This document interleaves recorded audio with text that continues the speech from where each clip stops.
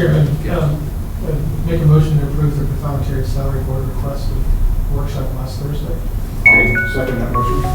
Motion and a second. All in favor of the motion, say aye. Aye. Opposed? Motion carries. Thank you.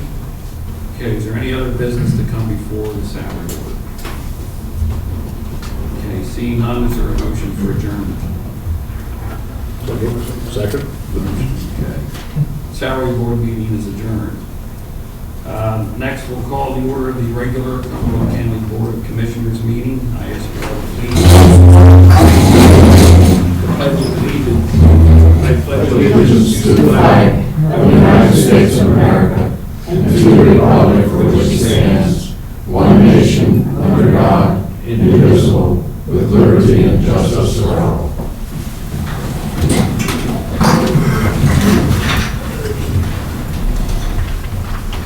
Okay, can we have a roll call, please? Commissioner Nicolita? Present. Commissioner Herzler?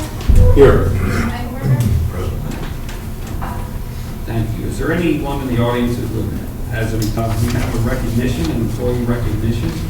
I'll revert to March.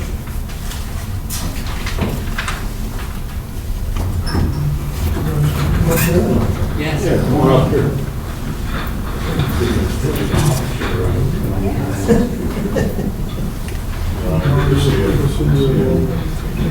Congratulations. I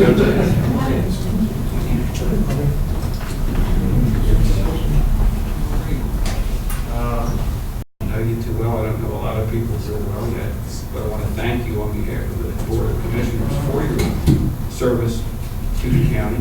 And I'm going to ask Judge Hess to maybe say a few more words about today's event. I made some comments about Robbie at the swearing in of the public officials at the end of December, so at the risk of repeating myself very quickly.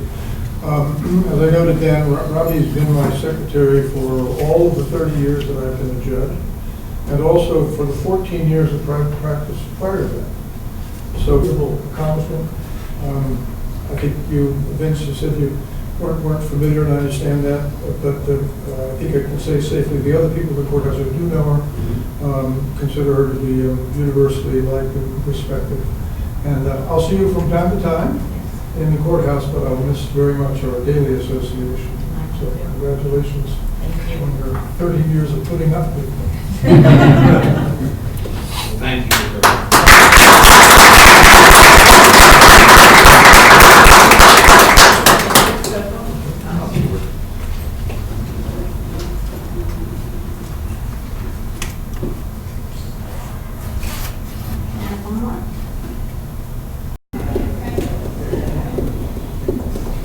Okay, next on the agenda is approval of minutes of January 4th, 2016. Is there a motion for approval? So moved. Is there a second? Second. Motion carries. Next, we have approval of resolution 2016-1, budget adjustments. Is there a motion? So moved. Second. We have a motion, certification of county funds, farmland preservation. Stephanie, Kurt, do you have any additional information for us? I guess I could just give you a brief update on the email that I had sent on Friday regarding the Act 13 funds. And there is some concern that there may be a reduced level of Act 13 funds this year. My best estimate is potentially down 20% based on the change in gas prices. What was the allocation last year, Stephanie? The total allocation last year was $230,000. So down 20% off that would be roughly $184,000. Okay. Al, you had wanted to make a comment. Now would be the time. I do, thank you. For the record, my name is Al Beanstalk. I'm president of the Hampton Township Board of Commissioners. And while our board has taken a position on this issue in the past, we haven't discussed it recently for two basic reasons. One, that it's singling out one particular industry versus all others. And number two, and probably even more important, I feel that the same can be accomplished through zoning in each. There is a reduction in the Marcellus Shale anticipated funding, and that I think seriously impacts the money that might potentially go toward farmland preservation. The list of farms in the county is almost endless. I think it's great in some ways. But we have kind of a fixation on small farms. It's almost like motherhood and apple pie. We hold them up in great regard, and not disparagingly to farmers. While that's important, the particularly smaller farms are relatively speaking inefficient compared to the larger ones. And to spend money to preserve them as farmland in lieu of some other use that might be better for the county's residents, I think is something that needs to be reviewed. And as I mentioned, zoning, I think, is an important issue.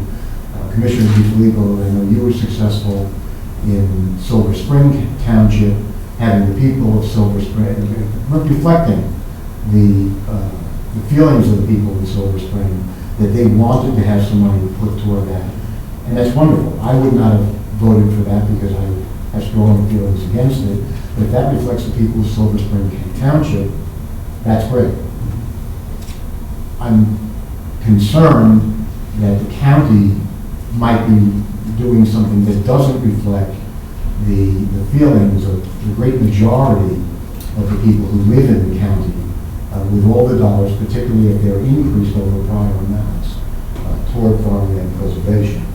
And my final request is simply take the time to develop a formal plan about how much will be spent over what period of time on which pieces of property and which ones to eliminate. If you have any questions, I'd be happy to try to respond. If not, I'll sit back and listen. Al, as always, thank you for your comments, and it's true, you and I don't agree on this issue, but you know what, that's fine. You always conduct yourself. Now, does that, if when we certify, are we committed to a certain amount, and does the reduction then force us to find the replacement dollars elsewhere, particularly the general fund? We haven't discussed any commitment to land partnerships, so it would only be the funds that we've committed to farmland preservation. So it wouldn't be a full 230,000. Okay, you're kind of circling around. I'm looking for a direct answer. In other words, you're going to reduce the amount of money we have available for. In 2012, land partnerships? Yeah, the land, Yeah. the land partnership survey was done in 2012, and then was incorporated into the 2013 plan. Yeah, okay. Thank you. Jim, you have any comments? Yeah, well, Mr. Chairman, I just, my friend Ron Beanstalk, we go back many years. We worked together on a lot of issues together. This is one where I guess we just kind of respectfully disagree. Two of our county commissioner colleagues from also agricultural counties, two of our leading agricultural counties. In fact, Lancaster County is probably number one, or Berks County is number two, or they fight over who's number one and number two. Federal funding for farmland preservation. And as I mentioned here a couple of times to my colleagues, that nationwide there's $350 million available in the current year. This year I'm suggesting that we provide a little bit more. Now this isn't something that just fell out of the sky. This was a program that was adopted by the State General Assembly back in 1989. So for more than a quarter of a century, it's certification for the 26 Farmland Preservation Program in the form of a motion in the amount of $477,735, and I can explain how we got to that number. I've got a number of things I want to add to the record here. And some of these will be reiterations of things that I did say last week, but I think it's important that they be part of the record. So I have big questions as far as I'm concerned, and number two, I'm very concerned about the manner in which this proposal, and others have been pursued. I believe this approach toward an expenditure of this sanitary situation, especially if you're willing to look down the road more than 1 year and just and consider not just what's in the bank today. But I think the approach has been too lax. There's been too little willingness to say, is there a better way for us to achieve these goals? Now, the key word there is goals. And I'm going to come back to that in a second. When I say too lax, one of the items that I'm referring to specifically is precisely what we've discussed here, what Commissioner Beanstalk mentioned, is the cost per acre that this county is paying for the acquisition of agricultural land easements. $3,250 per acre is the price that we're being cited in the scenarios provided by our folks at planning. And the average, we're told the average in all our surrounding counties is $1,400. That is a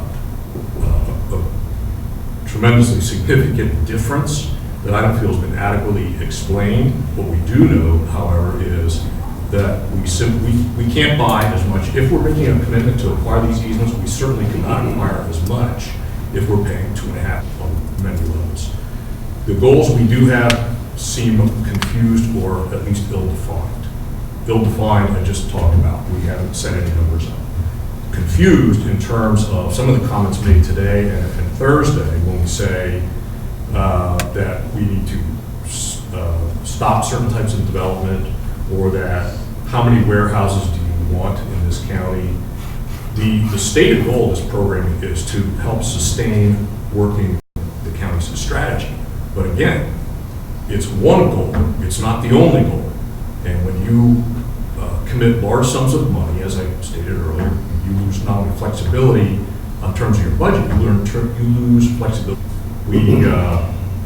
I'll just summarize by saying again, there's too many questions on how the program's administered. I think there's too much willingness to see spending as the only solution. And unfortunately, the message that is being sent, when everything else, the budgetary problems this county had a number of years back, when we essentially ignored what was going on around us in the world, and essentially at that time quadrupled the 250 that was. Then we have a plan, just like for many other things, we have a plan, and we can set goals and we can pursue goals and we can do it smartly. Smart growth is our goal, but smart growth has to be pursued smartly. Gary, thank you. It's those decisions at a time when people are close to this situation. Thank you. Jim, you got something? Yeah, I don't know, do we still have Stephanie? Stephanie, you still there? 1,827 $. It includes $48,458 of clean and green that will be rolled back. Currently, they have paid a lower value than Cumberland County has. Okay. We've run fairly high to market value. Okay, but those numbers also are averaged over a number of years, is that correct? And I have that today. I have it today. Can you I provide? could get it for you, I though. would like to see that very much. Thank you. Absolutely.